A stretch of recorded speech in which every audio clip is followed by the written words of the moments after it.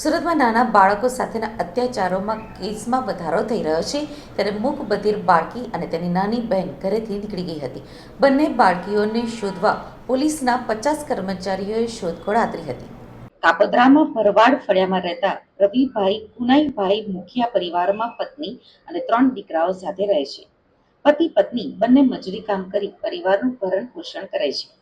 રોજિંદા ક્રમ મુજબ તેઓ કામ ઉપર નીકળી ગયા હતા.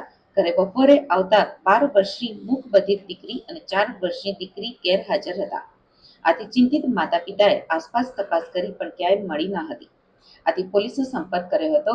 પોલીસે બાળકીઓને શોધવા માટે કુલ 80 જેટલા સીસીટીવી કેમેરા ચેક કર્યા હતા.